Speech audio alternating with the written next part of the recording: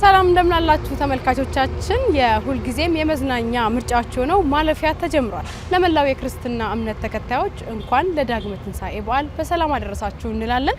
ማለፊያ ከወትሮ ለየት ባለ ሁኔታ እኛም ከስቱዲዮ ወጣ ብለን ዳግመ ትንሳኤም እንደመሆኑ ደግሞ በዓልን የሚመሳሰሉ ነው ሌሎች ይዘቶችን በማካተት ወደ እናንተ ለማድረስ እዚህ ተገኝተናል። እንኳን አደረሰሽ ቤትሻ።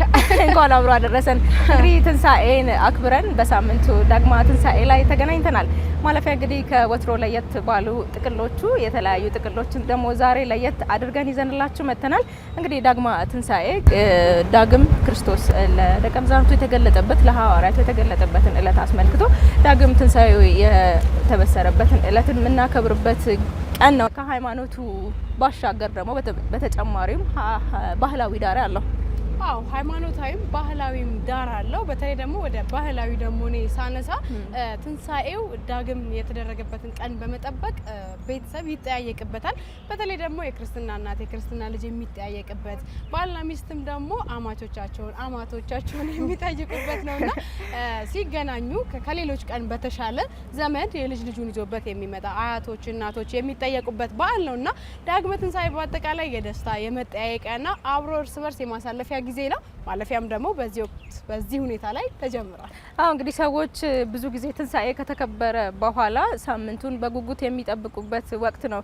እንዳነሳሹም ቤተሰብ የሚጠያየቅበት ባልና ሚስት ተጋብተው ምናልባት ቅርብ ጊዜ ተጋቡ ደግሞ አሁን ላይ ቤተሰቦቻቸውን ሄደው ለመጠየቅ የሚጓጉበት እለትም ነውና በጋራ ሰዎች አንድ ላይ የሚያከብሩበት በሰፊው ለመገናኘት ቀጠሮ የሚይዙበት በጉጉት የሚጠብቁትም እለት ነው። ባህላዊም ወደ መንፈሳዊም ስንመጣ ደግሞ ቀደም ስትይ አንቺ ምን አነሳሽው ክርስቶስ ዳግም ትንሳኤን ያደረገበትና ለደቀ መዛሙርቱ እንዲያምኑ ትንሳኤ ማድረጉን እንዲያውቁ ያደረገበት ነው። ፍጹም ጌታ ፍጹም አማናዊ መሆኑን የገለጸበት ነውና በዚህ ጉዳይ ደግሞ ሃይማኖታዊ ይዘቱን ጠቅለል ያለ ሀሳብ ደግሞ ባልደረባችን ሳምሶን አንተነ ትንሳኤው ምንድነው ዳግመ ትንሳኤ ሀሳቡ ምንድነው የሚለውን ደግሞ ከእምነት አባት ጋር ቆይታ አድርጎ ወደ እነሱ ያደርሳል። እኛ ግን እንዴት ነው የምንጠብቃቸው ተመልካቾች? እኛ እንግዲህ ያው ከፕሮግራሙ ተከትሎ እንመለሳለን። ነገር ግን የሆነ ቦታ ላይ ዞር እንላለን። የት ይሆን የምንሄደው? ፕሮግራሙን ተከታተሉት፣ ጠብቁን ተመልካቾቻችን። ተመልሰን እንመጣለን ወደ ፕሮግራሙ። ጎፍታን ኢየሱስ ዱዋሞዬ ካባጀ ምርጋባት ሶልበሄ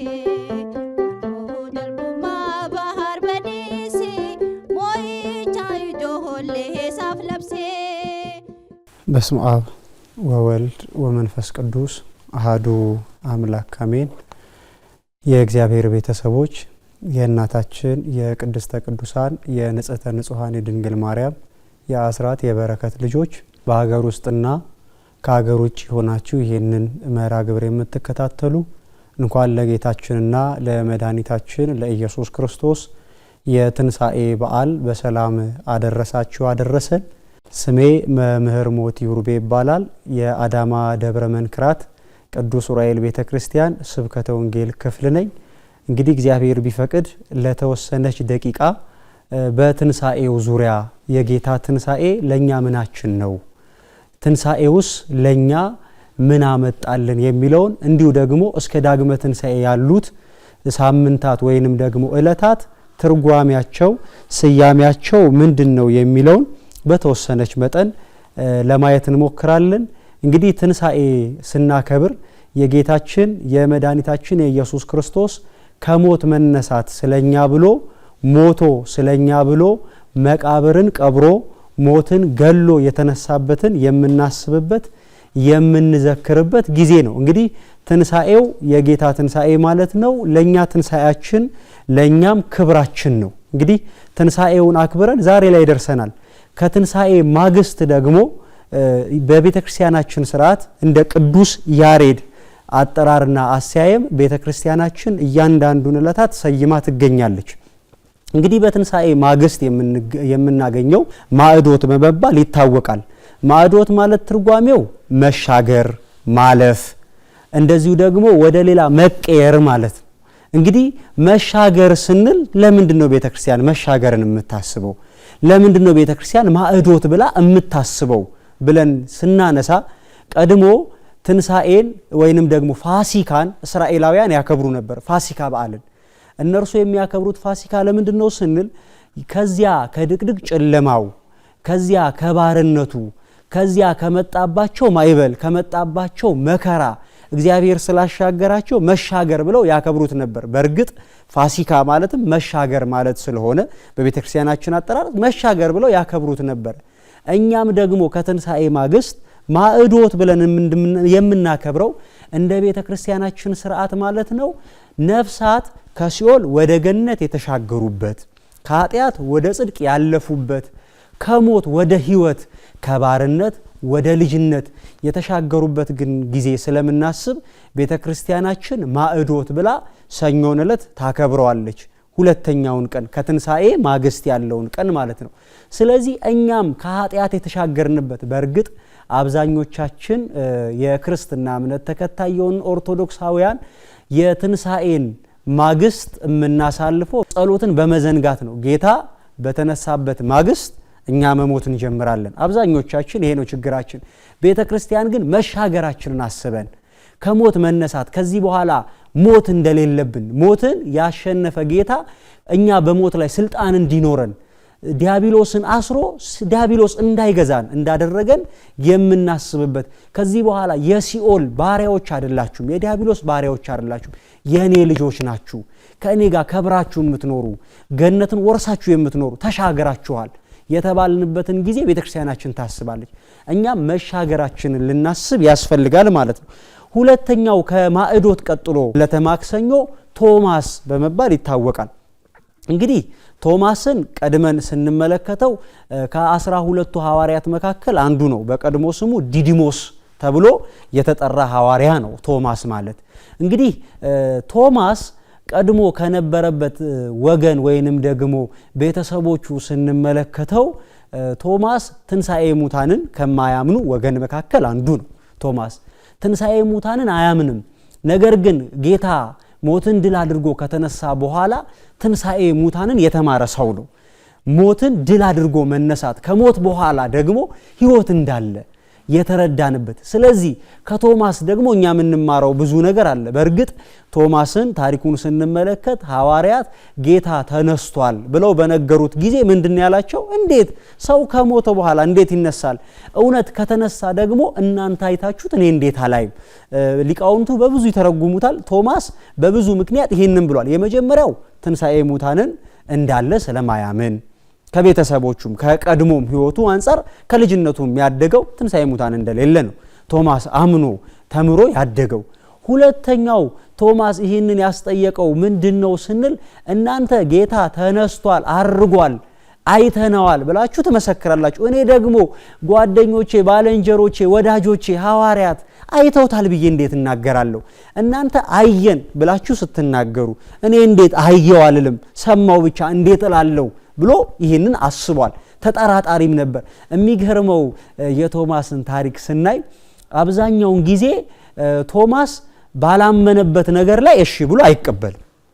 ጌታን ደጋግሞ ሲጠይቀው እንመለከታለን። ብዙ ቦታ ላይ ጌታ አንድ ነገር ሲናገር ጌታ ሆይ ይሄ እንዴት ይሆናል ይለዋል፣ ይጠይቀዋል። እርግጠኛ መሆን ስለሚፈልግ ፍጹም ቶማስ የሚነገረውን በደንብ እርግጠኛ ሆኖ ሰምቶ በሕይወት መኖርን ይፈልግ ነበርና ሐዋርያትን ጠይቋቸዋል። ይሄ እንዴት ይሆናል? በምክንያት ይሄ ሊሆን ቻለ ብሎ ስለጠየቃቸው ጌታም ደግሞ በተገለጠ ጊዜ በዳግመ ትንሣኤ ታሪክ ላይ እንመለከተዋለን። የዳግመ ትንሣኤ ዕለት ጌታችን ከ8 ቀን በኋላ በዮሐንስ ወንጌል ምዕራፍ 20 ከቁጥር 26 ላይ ስንመለከት ከ8 ቀን በኋላ ጌታ በመካከላቸው በተገኘ ጊዜ ሰላም ለእናንተ ይሁን ሲል ሁሉም ተደናገጡ።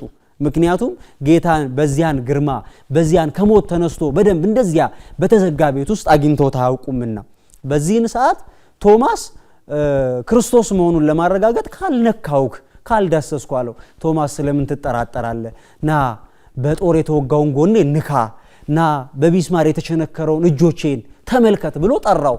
ወደ ጎኑም እጁን ቢያስገባ እሳት እንደነካው ላስቲክ እጁ ተኮማትሮ ቀረበት። በዚህን ሰዓት ጌታም እጁን እንደ ቀድሞ ደህና አድርጎለታል። ስለዚህ ቶማስ ተብሎ የታሰበው ተጠራጣሪ የሆናችሁ በጌታ ጌትነት በኢየሱስ ክርስቶስ አምላክነት የተጠራጠራችሁ እመኑ ሲል ነው። የሚገርመው የዮሐንስ ወንጌል ምዕራፍ 20 ከቁጥር 26 ጀምሮ ስናነበው ቶማስ ከነካው በኋላ እጁ ተኮማትሮ ከዳነ በኋላ ምን አለ ይመስላችኋል? ቶማስ የተናገረው ጥያቄ የተናገረውን ቃል በዮሐንስ ወንጌል ላይ ታገኙታላችሁ። ጌታዬና አምላኬ ብሎ ሲመሰክር ታዩታላችሁ። ጌታዬ ጌትነቱን አምላክነቱን ለማያምኑት ደግሞ አምላኬ ሲላቸው የቶማስን ምስክርነት እንግዲህ በዚያን ጊዜ የነበሩት ጸሐፍት ፈሪሳውያን እንዴት አምላክ ሊሆን ይችላል? የአምላክ ልጅ እንዴት ሊባል ይችላል? ብሎ ያንጎራጉሩ ነበርና አምላኬ ብሎ ሲመሰክር የአምላክነቱን ክብር አማላጅ አለመሆኑን ፈራጅ መሆኑን ጌታዬና አምላኬ ብሎ ቶማስ ሲመሰክር በዚህ በዮሐንስ ወንጌል ላይ እናገኘዋለን ማለት ነው።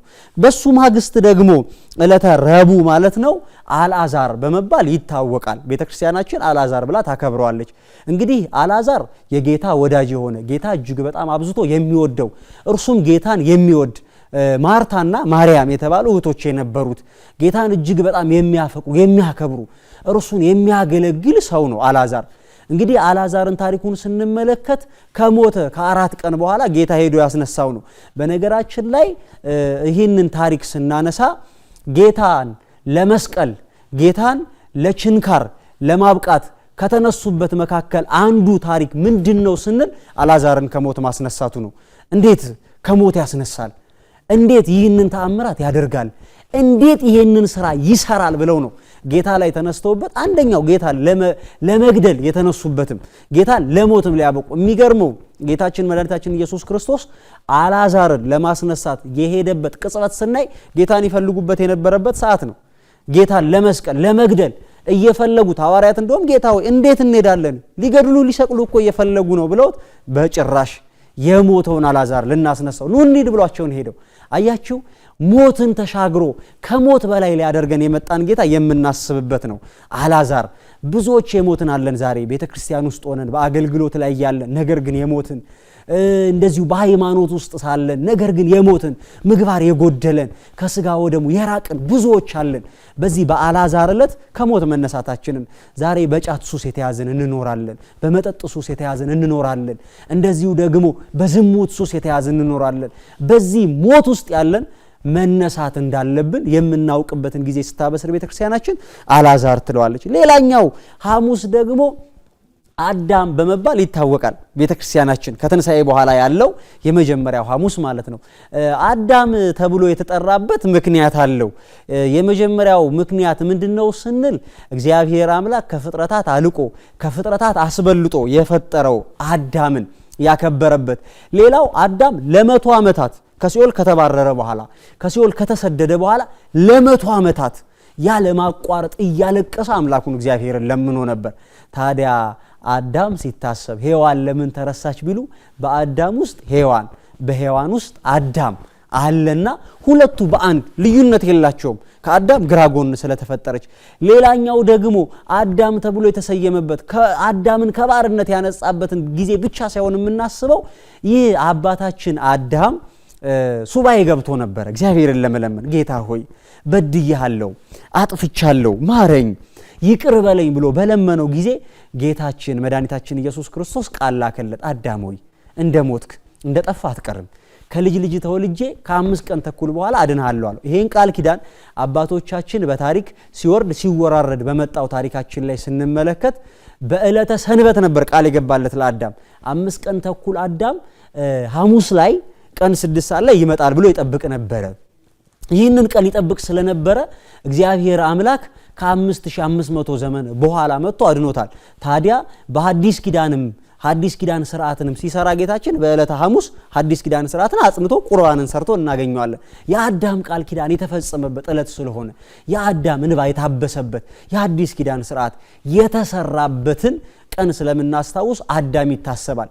ዛሬ እኛም በኃጢአት የወደቅን በበደል ከእግዚአብሔር የራቅን ከእቅፉ የወጣን ሰዎች ወደ እግዚአብሔር እቅፍ እንደምንመለስ ተስፋ የምናደርግበት እግዚአብሔርን ተስፋ አድርገን የምንጠብቅበት ግን ጊዜ እናስባለን።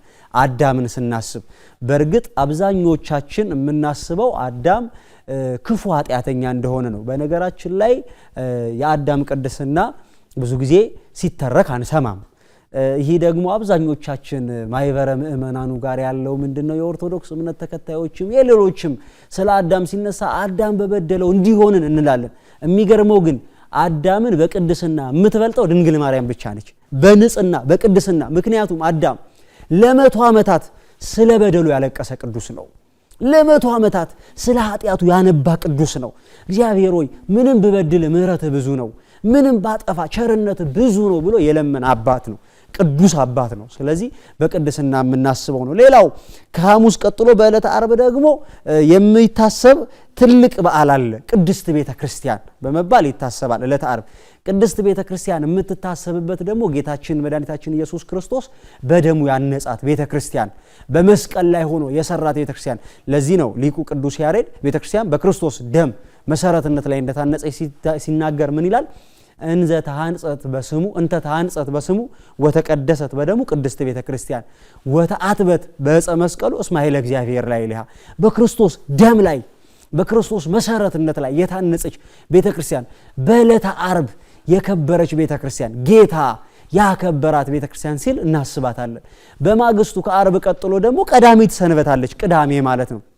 በዚች በቀዳሚት ሰንበት ደግሞ ቅዱሳን አንስት በቅዳሜ ዕለት ማለት ነው። ቅዱሳን አንስት ቅዱሳት አንስት ሴቶች ቅዱሳን እናቶቻችን ደናግላን መነኮሳት እግዚአብሔርን ያከበሩ እግዚአብሔር ያከበራቸው እግዚአብሔርን የወደዱ እግዚአብሔር የወደዳቸው ለእግዚአብሔር የተገዙ እግዚአብሔርም ክብራቸውን ያበዛላቸው ቅዱሳት አንስት ሴቶች እህቶቻችን እናቶቻችን ስለ ቅድስናቸው የሚነገርበት ቤተ ክርስቲያናችን እናቶችን የቅድስና ማይረጋቸውን ታስባለች።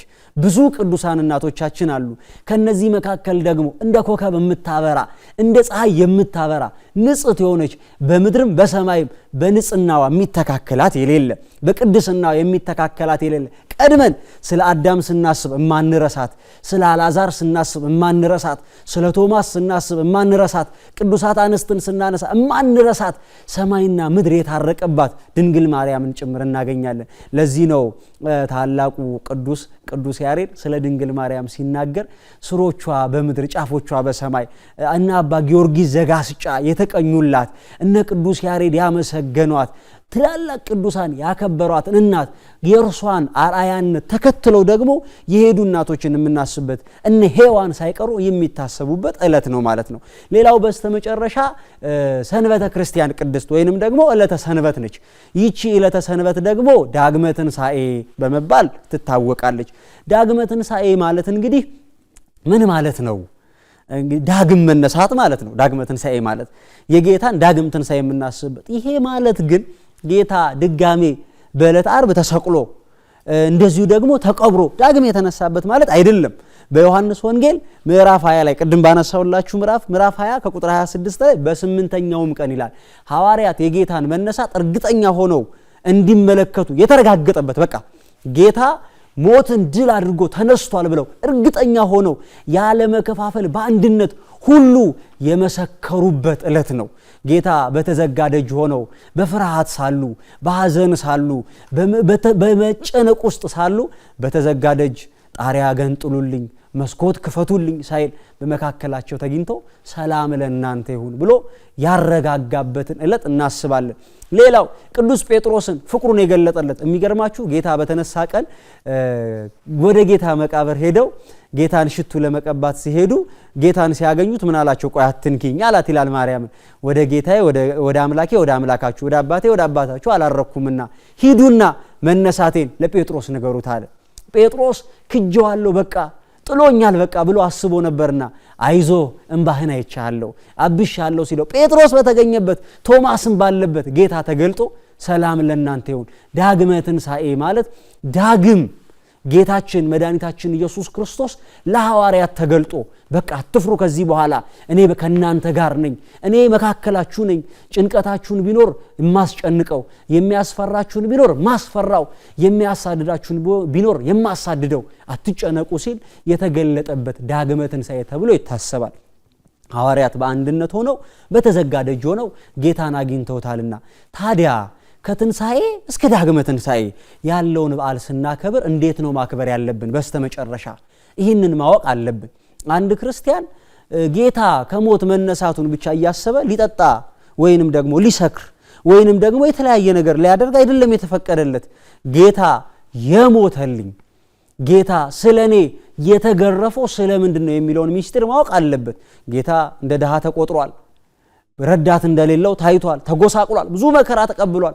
ታዲያ ይህ መከራ ለኔ የተከፈለው ስለዚህ እርሱ ስለኔ ፍቅር ብሎ ይሄን መከራ ከተቀበለ እኔም ደግሞ የተቸገሩትን ልረዳ ይገባል፣ የታረዙትን ላለብስ ይገባል፣ የተራቡትን ላበላ ይገባል፣ የተጠሙትን ላጠጣ ይገባል ብለን የተራቡትን አብልተን የተጠሙትን አጠጥተን የተቸገሩትን ጠይቀን የታሰሩትን አስፈትተን ልናከብረው ይገባልና ዳግመ ትንሣኤውን ስናከብር የኛንም ከሞት መነሳት ዳግም ከጌታ ጋር ተነስተን ወደ ሰማይ ስለማረጋችን በክብር ከእርሱ ጋር ስለመኖራችን እያሰብን እንድናከብረው ያስፈልጋልና አምላካችን እግዚአብሔር የትንሣኤው ተሳታፊ የትንሣኤው አካል እንዲያደርገን የእርሱ መልካም ፍቃድ ይሁንልን። የሞቱት በክብር ከእግዚአብሔር ጋር የሚኖሩበት፣ ያዘኑት የሚጽናኑበት፣ የተቸገሩት የሚያገኙበት፣ የነገዱ የሚያተርፉበት፣ የዘሩ ደግሞ የሚያጭዱበት ዘመን ያድርግልን። እግዚአብሔር አምላክ ኢትዮጵያና ሕዝቦቿን ይባርክ። ይቆየን። ወስብሐት ለእግዚአብሔር። ጎፍታን ኢየሱስ ዱዋሞዬ ካባጀ ምርጋባት ሶልበሄ ደልጉማ ባህር በዲሲ ሞይቻ ይጆሆሌ ሳፍ ለብሴ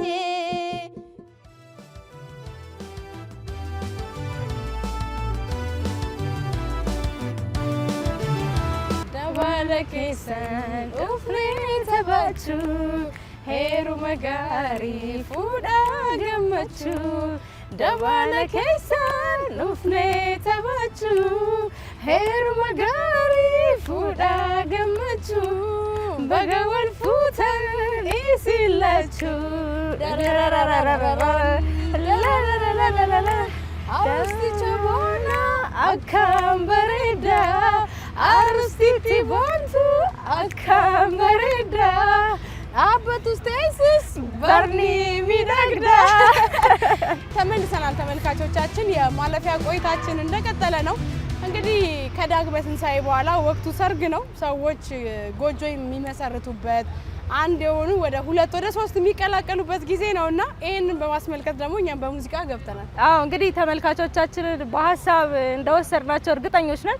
ምናልባት ያገቡት በዚህ ሙዚቃ ጨፍረውም ሊሆን ይችላል፣ ያላገቡት ደግሞ በትዝታ በዚህ ሙዚቃ ነው በቃ የሰርግ ዕለት መጨፈር የምፈልገው የሚሉበት አጋጣሚም አለ። እንዳልሹ ደግሞ ታዳሚዎች ሙሽሮች እንዲሁም በጋራ በመሆን ብዙ ጊዜ ሰርግ ላይ ከሚዘፈኑ ሙዚቃዎች መካከል ነው ቀደም ሲልም የገባንበት።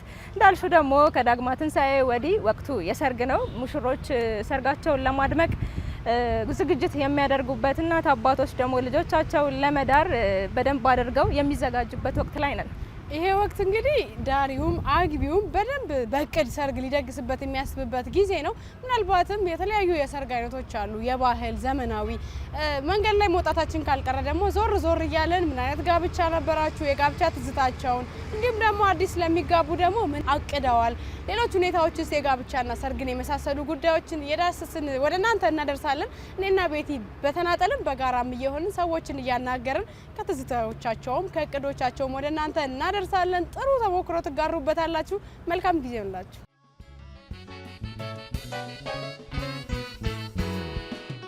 ደባለ ኺሰ ኡፍኒ ተበቹ ሄሩ መጋሪ ፉዳ ገመቹ ደባለ ኺሰን ኡፍኒ ተበቹ ሄሩ መጋሪ ፉዳ ገመቹ በገወል ፉተን ኢሲላቹ። ቆይታችን እንደቀጠለ ነው። ቀደም ሲል እንደነገርናችሁ እንግዲህ ዞር ዞር እያልን ከጋብቻ ትዝታቸው እንዲሁም ደግሞ አዳዲስ የሚጋቡ እንጠይቃለን ብለናል። አሁን አጠገቤ ሁለት ሰዎች ተገኝተዋል። ከነሱ ጋር ቆይታ እያደረግኩኝ ከትዝታቸውም ሊሆን ይችላል ከእቅዳቸው ጥሩ ቆይታ ይኖረናል። አብራችሁን ቆዩ። እንኳን አደረሳችሁ። የምንገኘው እንግዲህ የሰርግ ወቅት ላይ ነው። እስቲ የጋብቻ ሁኔታ ልጠይቅና ያገባ ወይስ ያላገባ? ያገባ። አግብታል? አዎ። በሰርግ ነው? አዎ በሰርግ። እስቲ አስታውሱን ትዝታውን የነበረውን ድባብ። ባለ ትዳር ነኝ። የሁለት ልጆች አባት ነኝ። ሁለት ልጆች አፍርተናል። ሰርጋችን የነበረው የዛሬ 9 ዓመት ነው። በሰርግ ነው ያገባን። በሚያምር ሁኔታ ደስ በሚል ሁኔታ ነው ያገባን። ቤተ ዘመድ ተሰብስቦ አይደለ? አዎ ቤተሰብ ተሰብስቦ በቤተ ክርስቲያን ነው የተጋባን። ጥሩ ትልቅ ሰርግ ነው የተጋባነው። በዚህ መልክ ሲሆን መካከለኛ ነው። እኛ ወጪ ላይ ብዙ አልተጨነቅንም። በጣም አልወጣበትም። ብዙ አልወጣበትም። መካከለኛ ነው። 200 ሰው ታድመዋል። በምግብ በምሳ ዝግጅት ነበረ። ብዙ የተጨነቅንበትም አይደለም። ብዙም ደግሞ የወረደም የወጣም አይደለም። 200 ሰው ግን አሁን ላይ እንዴት ነው ስታስበው? አሁን ባለው ነባራዊ ሁኔታ ግን ሲታሰብ እንዴት ነው 200 ሰው? አዎ እንዳልሽው ወቅቱ ነው። በወቅቱ በዛን የዛሬ 9 ዓመት የነበረው ሁኔታና በዚህ ዘመን ያለው ነገር በእርግጥ አይገናኝም። አሁን ላይ ሁሉም ነገር ተወዷል። በዛን ሰዓት ላይ ግን ይሄን አይደለም የሚያስጨንቅ ነገር አልነበረም። ከስጋም ከቦታም የአዳራሽም የአዳራሽ ክራይን በተመለከተ ምግብን በተመለከተ አንዳንድ የሚከራይ ነገሮችንም በተመለከተ ብዙ ነገሮች እንዳሁኑ አይደለም። አሁን ላይ ትንሽ አቅም ይጠይቃል። አዎ እስቲ እንግዲህ ካለፍክበት ካየኸው ከሁኔታ ሰዎች ሲጋቡ መጀመሪያ ላይ ምንድነው ለትዳር ለመግባት መደረግ ያለበት መስፈርቱ ምንድነው? ለሰርግ ሲጋባ ዋናው መሰረት መቼም እንደዚህ ድግሶች፣ ልብስ፣ አንዳንድ ነገሮች ወጪን በተመለከተ ቅድሚያ ሊሆን አይገባም። እኔ እንደሚያምነው የመጀመሪያው ጋብቻ የእግዚአብሔር ፈቃድ መሆን አለበት። ያ ማለት በሁለቱ መካከል ፍቅር መኖር አለበት። የመጀመሪያው ፍቅር ነው። የሚበላም ብኖርም ባይኖርም የሚደገስ ነገር ብኖር ባይኖርም ዋናው ነገር በሁለቱ መካከል ያለው የትዳር መሰረት ፍቅር ነው መሆን ያለበት ብዬ አስባለሁ። የሰርጋችሁ ቀን ገጠመኝ የማትረሳው እስቲ አንሳለን። አላረፈርክም ሙሽራው ነህ ስትሄድ? እኔ አላረፈርኩም። እንዳውም እኔ ሪከርድ ሰብሬናል። በጊዜ ሄዳችሁ? አዎ እንዴት መሰለሽ እሱ ነበረ ሰርጋችን ላይ አገልጋይ ነው። ምንድነው ጧት ላይ ሰዎች የሚያረፍዱት ካሜራማኖች ናቸው። በነገራችን ላይ እንዲያረፍዱ የሚያደርግ ትልቁ ነገር ካሜራማኖች ናቸውና በዚህ አጋጣሚ መልእክት እያስተላለፋችሁ። አዎ እኛ ምንድነው ያደረግነው? አንደሳ መጣልን ለካሜራማናችን ማታ ነገር ነውና እሁድ ጧት ነው እኛ ሰርጋችን። እሁድ ጧት ላይ ስለምረፍድብን ሚዜዎች ጋር ያለው ወንዱ ጋር እኔ ጋር ያለውን ፕሮሰስ ፕሮግራም አጠቃላይ ቅዳሜ ማታ ላይ እንዲጨርሱ ነው ያደረግነው። ስለዚህ ቅዳሜ ማታ እስከ 6 ሰዓት ያለው ነገር በሙሉ ተሰራ ማለት ነው። ቪዲዮ፣ ፎቶ፣ እያንዳንዱ ነገር አለቀ። ጧት ላይ ቀጥታ እሷ ጋር ነው የተከደው። እሷ ጋር ሄዶ ጨርሶ መጥቶ እኔ ጋር ሲመጡ ምንም የሚሰሩት ነገር የለም። ማታ ሰርተዋል። ቀጥታ እኔን ይዞኝ ወጡ ማለት ነው። ስለዚህ እኛ ቸርች ነው የምንገባው በሰዓቱ። እንዳውም ሰዓቱም ሳይደርስ በጊዜው እኛ ገባን ማለት ነው። ስለዚህ በጊዜ የደረሰ ሙሽራ። ሌላ ገጠመኝ ግን የለም?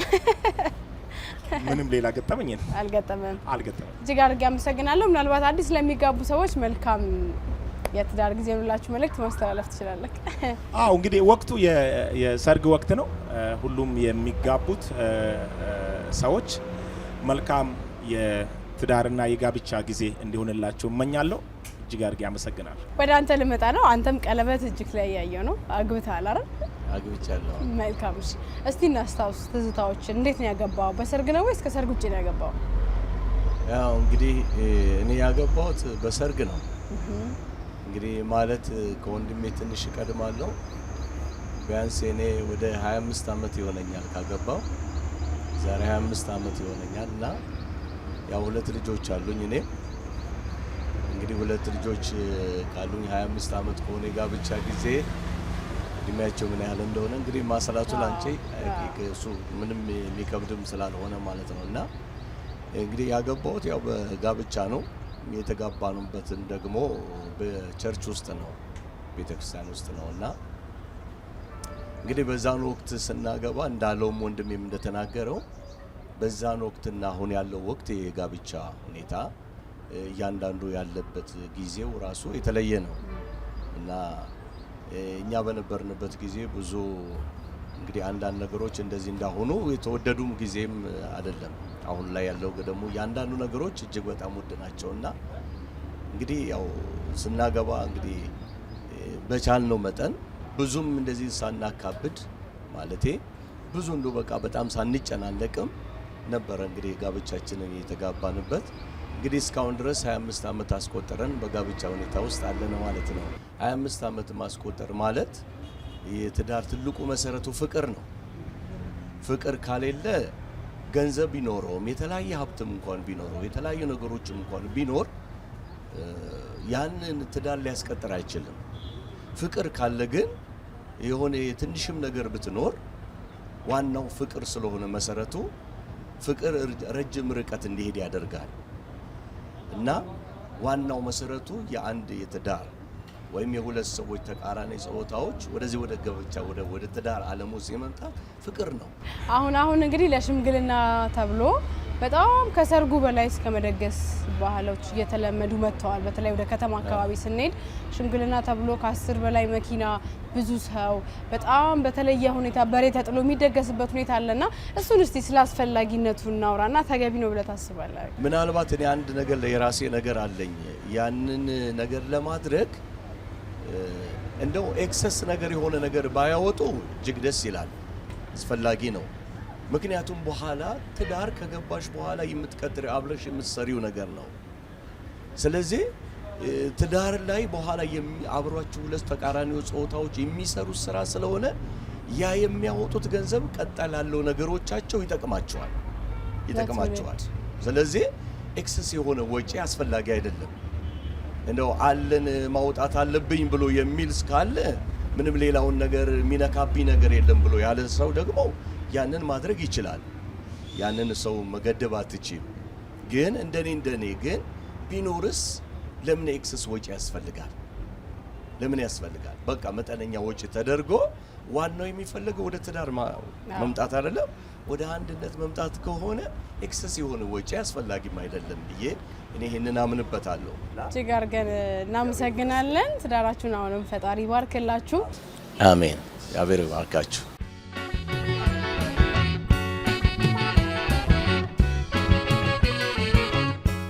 እያያችሁ ያላችሁት ከኦቤን ሆርን ኦፍ አፍሪካ ወደ እናንተ የሚደርሰው የማለፊያ ዝግጅታችን ነው። በማለፊያ ዛሬ ከወትሮ ለየት ባለ ሁኔታ የሰርግ ወቅትን አስመልክተን በሰርግ ወቅቶች ላይ የትኞቹ አልባሳት እንዲሁም ደግሞ ገበያው ወዴት ይደራል የሚለውን ወደ እናንተ እያደረስን ነው። አሁንም ቆይታችን ይቀጥላል። ወደ ቬሎ ቤት ጎራ ብዬ ያለውን ነገር ማስቃኛችሁ ነው የሚሆነው። አብሮነታችሁን ከኛ ጋር አድርጉ።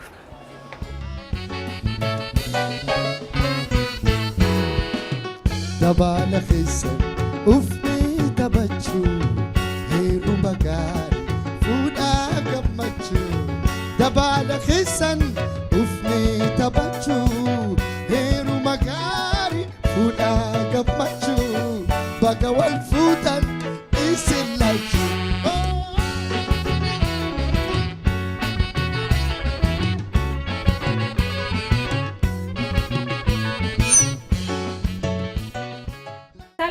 ሰላም እንዴት ነሽ? ሰላም ነሽ? እንኳን አደረሰሽ። እንኳን አብሮ አደረሰ። እንግዲህ የምንገኘው የሰርግ ወቅት ላይ ነው። ዳግማ ትንሳኤን ነው ዛሬ የምናከብረው። እንግዲህ ከዚህ ወቅት ጋር ተያይዞ በሰፊው ከሚደሩ የአልባሳት መካከል ቬሎ አንዱ ነውና እስቲ ምን ይመስላል እናንተ ጋር ያለው የግብይት እንቅስቃሴው? ያው እንግዲህ አሁን ወቅቱ እንደመሆኑ ብዙ አይነት ቬሎችን አዘጋጅተን እየጠበቅን ነው ሰርገኞችን። አሁን ላይ ባለው ሁኔታ ብዙ አይነት ቬሎች አለ።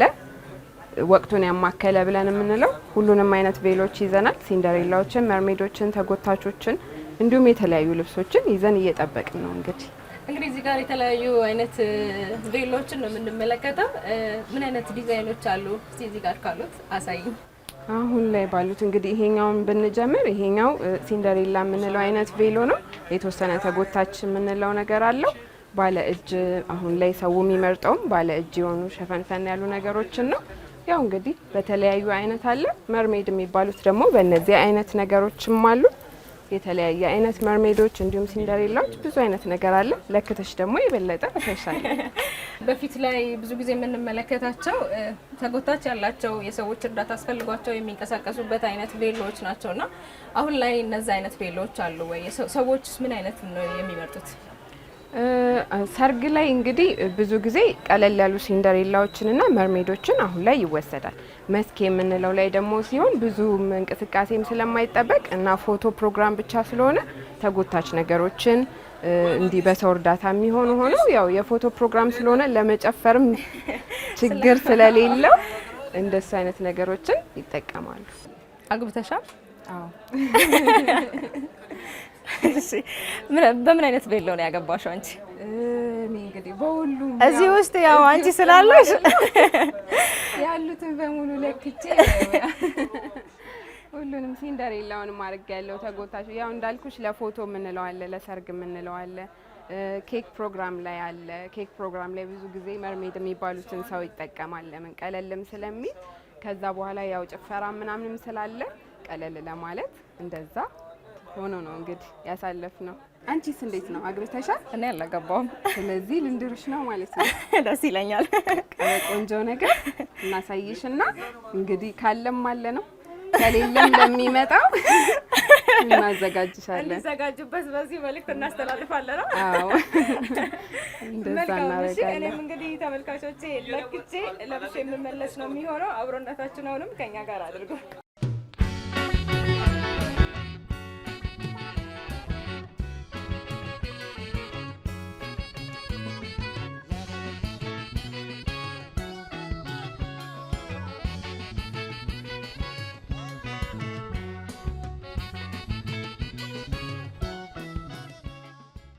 በጣም ነው ያማረብኝ አይደለ? ወደድሽው አይደለ? በጣም ነው ቆንጆ የወደድኩት። ምርጫ ነው ማለት ነው የመረጥኩልሽ። በጣም ቆንጆ ምርጫ ነው የመረጥሽልኝ። ምንድነው የሚባለው? ይሄ መርሜድ የምንለው ልብስ ነው። ያው እንግዲህ ከላይ ቪ ኔክላይን የምንለው ነው። ከዛ ደግሞ ያው የሼፕ ልብስ ስለሆነ መርሜድ እንለዋለን ማለት ነው። በጣም ነው የሚያምረው በእውነት። ወደድሽው? ተመቸሽ? በጣም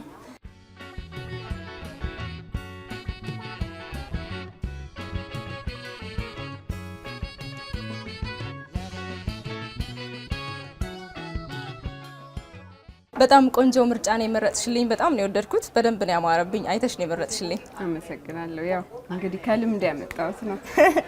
በጣም ነው የማመሰግነው። በዚህ ወቅት ለሚጋቡ ሙሽሮች የምትያቸው ነገር ካለ ድሉ ልስጥሽ።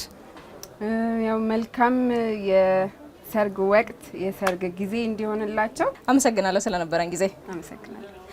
ክቡራን ተመልካቾቻችን እዚህ ውስጥ የነበረን ቆይታ ይሄንን ይመስል ነበር። እኔ ግን ቬሎ ለብሻለሁ። ከዚህ ውስጥ ሞጣ አይመስለኝም። የቬሎዎቹ ብዛት ውበት በጣም ነው የሚማርከውና በዚህ ወር ለመጋባት ያሰባችሁ ሙሽሮች መልካም የጋብቻ ወቅት እንዲሆንላችሁ እንመኛለን። ሌሎች ስፍራዎች ላይ ደግሞ እየተንቀሳቀስን ፕሮግራሞችን ወደ እናንተ የምናደርስ ነው የሚሆነው። ማለፊያ ይቀጥላል።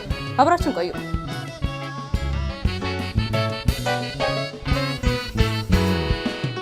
dabaala keessan ufni taphachuu heeruma gaarii fuudhaa gammachuu dabaala keessan ufni taphachuu heeruma gaarii fuudhaa gammachuu baga wal fuutan isin laachuu እንግዲህ የወርቅ ግብይቱን ለመቃኘት ወርቅ ቤት ተገኝተናል። አጠገባችን እንግዳ ይገኛል። ከሱ ጋር ቆይታ የምናደርግ ነው የሚሆነው። እንኳን አደረሰ ለዳግማ ትንሣኤ። እንኳን አብሮ አደረሰ። ምን ይመስላል እንግዲህ ሰሞኑ የሰርግ ወቅት እንደመሆኑ መጠን የወርቅ ግብይቱ ምን ይመስላል? አዎ እኛ ጋር አሁን ስራው እየጀማመረ ነው። እኛም በደንብ ተዘጋጅተናል። አሁን የሚመጣበት ወቅት ነው። ከስተመር እየጠበቅን ነው። ከሌላ ወቅት በተሻለ አሁን ላይ የወርቅ ፍላጎት አለ፣ ጋብቻ ስላለ እንደው እናንሳና ከጊዜ ወደ ጊዜ ዲዛይኖች እየተሻሻሉ ነው የሚመጡትና እስቲ ዲዛይኖቹን ስላሰራራቸው እንቃኝና ሌሎቹን ደግሞ እንቀጥላለን። ለሴቶች አዳዲስ ዲዛይኖች አሉ።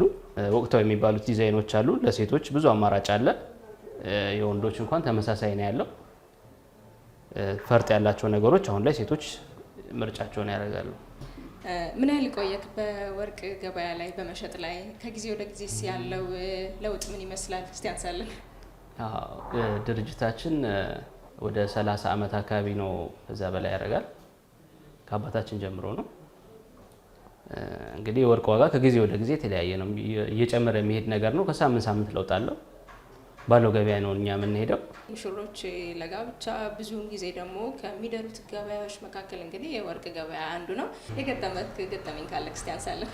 አብዛኛውን ጊዜ እስከ ክፍለ ሀገር ምናምን ለሚመጡ ሰዎች ከሽማግሌ በሴቷ በኩል ይመጣል፣ በወንዱ በኩል ሽማግሌዎች ይመጣሉ። በሴቷ በኩል ሁሉም ካልተገዛ ይላሉ። የጆሮ፣ የጣት፣ የአንገት።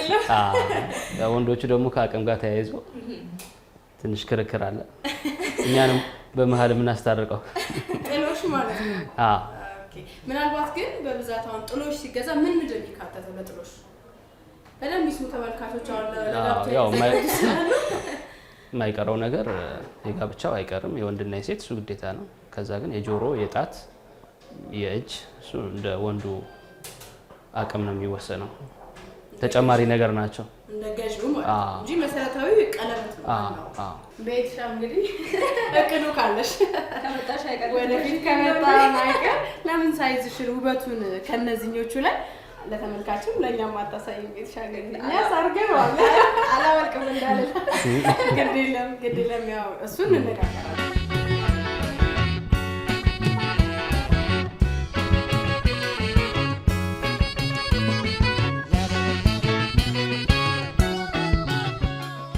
በባለ ሁለቱ ሲሆን 62,000 ብር፣ ባለ 3 ሲሆን እስከ 85,000 ብር ድረስ ይሄዳል። ምናልባት ሲንግል ሩም ይሄን ብቻ የሚፈልጉ ስለሚችሉ እችኛዋ 60,000 ብር፣ አንድ ሆኖ ትልቅ ነው 60,000 ብር። እንደው ግን ወንዶች ተመልካቾች ሙሽሮች ደግሞ እንዳይቀየሙን ከወንዶቹ ቢያንስ እናስገምትና ስለ ምርጫው ስለሱም እናነሳለን። እስቲ እሱን እንቃኘው። ብዙውን ጊዜ ልሙጥ ጋብቻ ላይ ተመራጭ ነው። የጥንት የጠዋቱ ነው። እስቲ እንግዲህ ወንዶቹን ደግሞ እንየው። በጣም ልሙጡ አሁን ላይ ይሸጣል። ሴቶች ይህንን ወደው የሚወስዱት አለ። ምንድነው ፋሽኑ አያልፍም። ቆሻሻ የመያዝ ነገር የለውም። አሳጥቡኝ አይልም። የመስፋት የመጥበብ ቻንስ አለው። ከ2 እስከ 3 ግራም አለው። እንደ ሳይዛቸው ነው። ዋጋው ስንት ይሆናል ማለት ነው? 2 ግራም ከሆነ 36,000 ብር።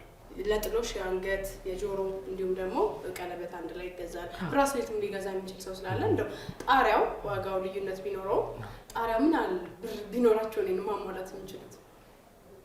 አብዛኛው ያው እንደ ሰው አቅም ነው። ቀለበት ብቻ ገዝቶ መሄድ አለ። የወንድና የሴቷን ሙሉንም የሚገዛላት አለ። እንደ ፕሮግራማቸው ነው። እሱ እንደ ሰው ይለያያል። ትንሹ የጣት ብቻ ቢወስዱ እስከ 70,000 ብር ድረስ፣ የአንገት የጆሮ እንደዚህ ከጨመረላት ደግሞ እስከ 150,000 ብር ድረስ ሊሄድ ይችላል። አሁን ባለው ገበያ ማለት ነው። ከጊዜ ወደ ጊዜ ግን ይለዋወጥ ይችላል። አንዴ የወርቅ ገበያ አንዴ ይጨምራል፣ አንዴ ይቀንሳል ነው። በታሪክ ቀንሷል። ብዙም አይደለም። እዛው አካባቢ ነው የሚጫወተው። ዋጋው እዛው አካባቢ ነው። ቢቀንስ የትንሽ ነገር ነው ልዩነቱ። ስለዚህ ዋጋ ሁሌም ስለሚቀያየር የምትጋቡ በጊዜ እንድትጋቡ ነው። ወርቅ ገዝቶ አስቀምጦ ሀሳብ የረዥም ጊዜ ቅድም ካለ ደግሞ ማዕድናት እንግዲህ ከጊዜ ወደ ጊዜ ዋጋቸው ይጨምራል፣ ተፈላጊነታቸው ይጨምራል እና ከወዲሁ መልካም የጋብቻ ጊዜ መልካም ጋብቻ እያልን አንተን ግን ስለሰጠን ቃለ መጠይቅ ፈቃደኛ ስለሆንክልን ከልብ እናመሰግናለን። መልካም ጊዜ። እኔም አመሰግናለሁ። እሺ፣ ሰላም።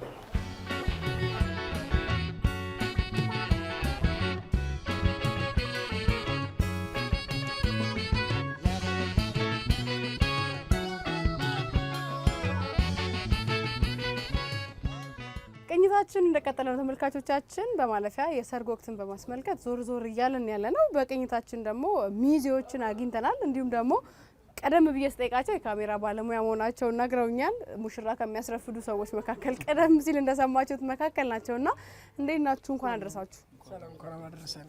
ሚዜ ነክ? ለስንተኛ ጊዜ ነው ሚዜ? እንኳን እኛ እንደውም ለሁለተኛ ጊዜ ነው። አጋጣሚ ሁለተኛ ጊዜ። ኦኬ፣ አንተ ሶስተኛ ማለት ነው። አግብተሃል ግን ነው ዝም ብለህ ሚዜ የምትሆነው? በዛው ሚዜ ሆነን ሚስት ፍለጋ። ኦኬ፣ አላጋጠማችሁም? ትናንሽ ሰርግ አልተፈጠረም? ኦኬ፣ እኛ ደግሞ የእነሱን አሪያ ለመጠቀም ነው። መልካም። እሺ፣ ልብስ መረጣ ላይ ነው ያላችሁ? አይ ያላችሁ ተረ የወንዶቹም የሴቶቹም አንድ ቦታ ላይ መሆኑ አቅልሎላችኋል ዙረቱን ከሙሽሮች ጋር? ጊዜ ምንም እንዲጠብ ዋናው ታይም ጉዳይ ስለሆነ ጊዜ ምን ይጠባ። እንደኛም ደግሞ በብዛት ሲገዛም ሲከራየም ሂሳቡ ስለሚቀንስ ለዛ አንድ ቦታ መሆኑ ያ ነው ተመራጭ የሚያደርገው። የሚያገባው ጓደኛችሁ ነው? አዎ፣ አጋጣሚ ጓደኛችን ነው። ገፋፍተን እንዲያገባ ያደርጋል። ሁለቴ ሚዜ ሆነሃል። ግን ማትረሳው ገጠመኝ ምንድነው? በሰርግ ላይ ሚዜ መሆን መጀመሪያ እስቲ ምንድነው የሚያስቸግረው ነገር? ጥቅሙስ ምንድነው? እንግዲህ እኔ የሚያጋጥመኝ ብዙ ጊዜ ቁመት ነው። እሺ፣ በቃ ጥምሬ ሴት ሚዜው በጣም አጭር ልትሆን ትችላለች ምናምን፣ ይዛት ግባ ይዛችኋት ግቡ ምናምን ሲባል ሚዜ እንደውም ወይ ልብስ ቀይሩና ሌላ ረጅም ሚዜ ቀይሩ ምናምን የሚባለው ያ አጋጣሚ እንጂ የሚያጋጥመው ብዙ ጊዜ። ስንተኛ ሚዜ ነክ? እኔ ለጊዜው ቀርቷል አይደል? ግን ደረጃ በውጪም ስንት ናችሁ ግን ብዛታችሁ ሚዜዎች አሁን የተመረጣችሁት 4 ናችሁ። ተጋቢዎችን እንኳን አደረሳችሁ በልና እንኳን አደረሳችሁ መልእክት አስተላልፉ። አሹና መክሊት እንኳን ደስ ያላችሁ፣ መልካም ጋብቻ ላችኋለሁ። ቀጣይ ህይወታችሁ ያማረና ጥሩ እንዲሆን እመኛለሁ። እኛም ላሹና ለመክሊት መልካም ጋብቻ እንዲሆን ተመኝተናል። እንግዲህ ሚዜዎች እየመረጡ ነው። እኔም ደግሞ ከባህላዊ አለባበስ ደግሞ ከቬሎ ውጪ ያለውን ወደ እናንተ አደርሳለሁ። ቆይታችሁን ከኛ ጋር አድርጉ።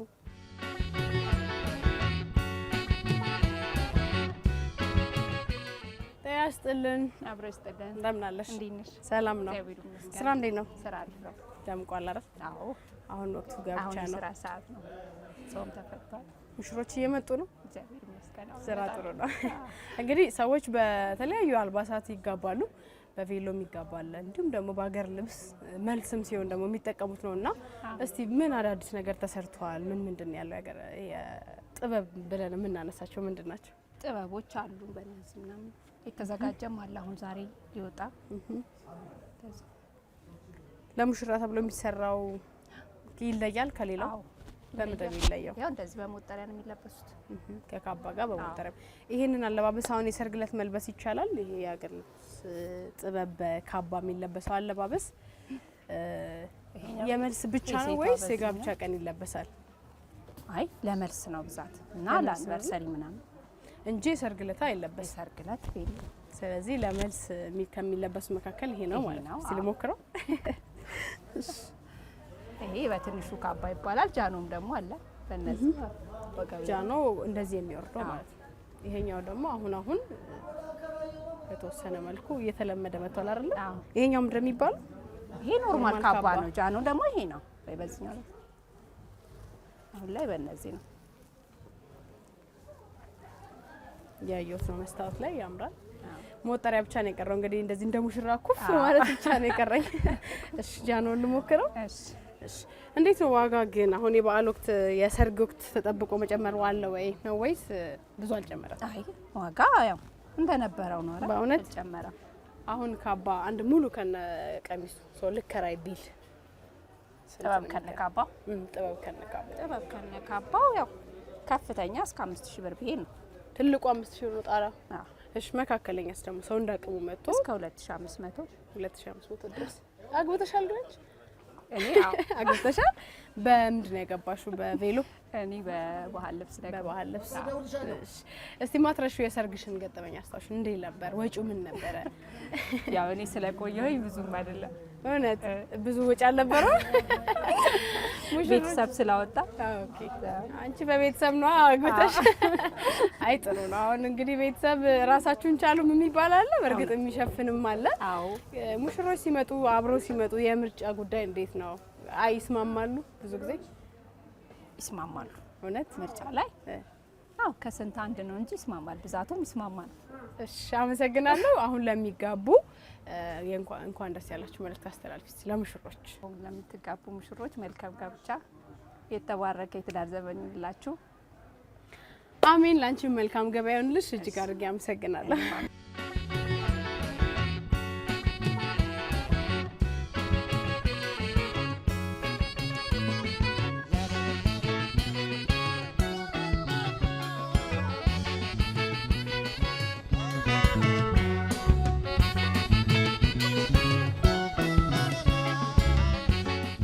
እንኳን አደረሰ።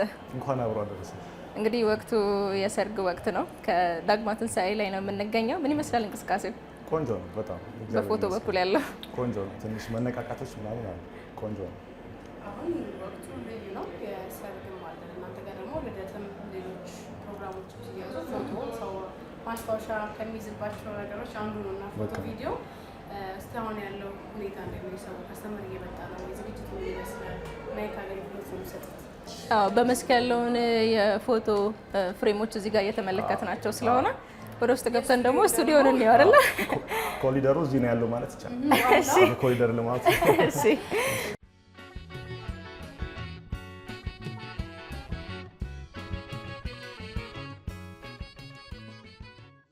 ያው አሁን እንደምትመለከቱት ስቱዲዮአችን ይሄ ነው። በጣም የሚያምር ስቱዲዮ ነው።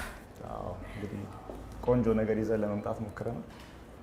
ሰውም ወዶታል፣ ተቀባይነቱም ቆንጆ ነው። በዋናነት ያው ለሙሽራ ታስቦ ነው የተሰራው። ለዌዲንግ ፎቶግራፊ በጣም አመቺና በጣም ብዙ አይነት አማራጭ ያለው ስቱዲዮ ነው። እንደምትመለከቱት ይሄን ይመስላል ማለት ነው። ስለ ፓኬጆቻችሁ እናውራና አጠቃላይ የሚሰጡት ፓኬጅ ምንድነው ለሙሽራ? ኦኬ ለሙሽራ ያለን ፓኬጅ ምንድነው? የስቱዲዮም ፓኬጅ አለ። በተጨማሪም ደግሞ የመስክም ደግሞ ፓኬጆች አሉ። የምንጠቀምባቸው ካሜራ አይነቶች ምናምን በጣም ቆንጆ ናቸው፣ ከፍ ያሉ ናቸው እና ትልልቅ ፕሮዳክሽን የሚሰሩባቸው አይነት ካሜራዎች ናቸው እና ከዛ አንጻር ጥሩ ነገር ነው ይዘን የመጣ ነው። ዋጋችንም የተጋነነ አይደለም። ብዙ ሰው ይፈራል፣ እንደውም ቤቱን ሲያየው በጣም ውድ ነው የሚመስለው፣ ግን እንደዛ አይደለም። ከሰርቪሱ አንጻር ፌር የሆነ ፕራይስ ነው ይዘን የመጣ ነው ያለው ነገር ጥሩ ነው። እኔ ግን እንደው ቅድም ያየሁትን ቪዲዮ ለብሼ መምጣት ነበረብኝ። እዚህ ነበር መነሳት ነበረብኝ አይደል? ተመልካቾቹ እንግዲህ ያው ፎቶ ከማይቀረው አንዱ ነው እና በሰርግ ወቅት ይሄን በማስመልከት ነው እናንተ ጋር የተገኘ ነው እና እንደው ለሚጋቡ ከዚህ ሰርግ በሰሞኑ ሰርግ ለሚያደርጉ ሁሉ እንግዲህ አድራሻችሁ ሊሆን ይችላል ሊሆን ይችላል መልካም ምኞት ጽልህ። አዎ እንግዲህ እንኳን ለመጋባት የወሰናችሁ ካላችሁ እንኳን ለመጋባት ወሰናችሁ። ጋብቻ መልካም ነገር ነው ላለው ቃሉም እንደሚል ሰው ብቻውን ይሆን ዘንድ መልካም አይደለም ነው የሚለው እና እኛም ደግሞ ያው ለእናንተ በጣም ያማረና ቆንጆ ነገር የሚመጥናችሁን ነገር አዘጋጅተን እየጠበቅናችሁ ነው። ግን አንተን ማን አነሳ? ከአንተ ባለሙያ ሆነ ከካሜራ ያው አሉኛ ከጀርባ ያሉ የየሥራ ባልደረቦች አልተነሳሳም። ግን እየተነሳ ራሴ ባነሳ ካሜራውን ነው መያዝ ያለብኝ። ብዙ አላስቸገርኳቸውም። ያው ሁሉ ነገር ስለማቅ እንዲሁን የሚለውን ስራ ቀንሼላችኋለሁ። እነሱ ማንሳት ብቻ ነው። ግን እዚህ መተን አንድ ፎቶ እንኳን ሳንነሳማ አንሄድም። ቅር አይላችሁም ተመልካቾች? አንወጣም። ኧረ ስለዚህ አንድ ፎቶ እንነሳ። ግድ ነው እንነሳለን። እሺ የሆነ ቦታ ሆነን በአንተ ምርጫ ቦታ ምረጥልንና እንግዲህ ዛሬ በማለፊያችን ከስቱዲዮ ወጣ ብለን የተለያዩ ስፍራዎችን ላይ የተለያዩ የሰርግ ወቅትን በማስመልከት እየቃኘን ወደ እናንተ አደረስን። አሁን ደግሞ የመጨረሻ መዳረሻችን በሆነው በሰርግ በተለይም ደግሞ ትልቅ ትዝታ ከሚሆኑ ነገሮች መካከል በፎቶ ስቱዲዮ ተገኝተን መጨረሻውን መዳረሻችንን እዚህ አድርገናል። አዎ ቀጣይ ትውልድ የነበረውን የአባትና እናታቸውን ታሪክ የሚያገኙበት ለቤተሰብ ለዘመድ አዝማድ ራሱ ደግሞ ሙሽራው ከተወሰኑ ዓመታት በኋላ ራሱን የሚያቀበትን የሚያቆይበት ቦታ ላይ ነው ያለነው። ፎቶ ስቱዲዮ ነው ያለነው። ከዛም ውጪ ግን በጣም ብዙ ቦታ ሄደን አልባሳት ቃኝተን ሌሎችም ያወርቁንም ብለን ሰርግ ምን ይፈልጋል የሚለውን እየቃኘን ወደ ተመልካቾች በማለፊያ ስናደርስ ቆይተናል። በርካታ ተሞክሮ ወስዳችሁበታል። ከተጋቡትም የትዳር ተሞክሮቻቸውን ገና ከሚጋቡትም ደግሞ እቅዶቻቸውን ሚዜዎቹንም ሳይቀር እየጠየቅን ወደዚህ ወደ መጨረሻው አምጥተን ልንሰነባበታቸው ነው። አዎ እንግዲህ በየቤታቸው ሆነው ሲከታተሉን የነበሩ ተመልካቾቻችን ያገቡት እንግዲህ ትዝታዎቻቸውን መለስ ብለው ወደ ኋላ እያሰቡ ያላገቡት ደግሞ ዝግጅት እንዲያደርጉ በዛውም የተለያዩ ሀሳቦችን እያጋራናችሁ ከእናንተ ጋር ቆይታን አደረግን። በተለይም አለማየሁና ሰላማዊት ለማ ፕሮግራሙን ወደ እናንተ ያደረስን ቆይታን አደረግን። በካሜራው በኩል ተስፋዬ ፍቃዱና ቀልቤሳ ብርሃኑ ከኛ ጋር ቆይታን አድርገዋል። እንዲሁ አንሰነባበታቸውም። ፎቶ ስቱዲዮ ገብተንማ ፎቶ ሳንነሳ አንወጣም አይደል? ቀደም ሲል ያለውን ፎቶ የምንነሳበትን እንነሳለን። ግን በዚህ ወቅት ለምትጋቡ ሁሉ መልካም የጋብቻ ጊዜና መልካም የሰርግ ወቅት እንዲሆንላችሁ ተመኝተናል። መልካም ጊዜ ይሁንላችሁ።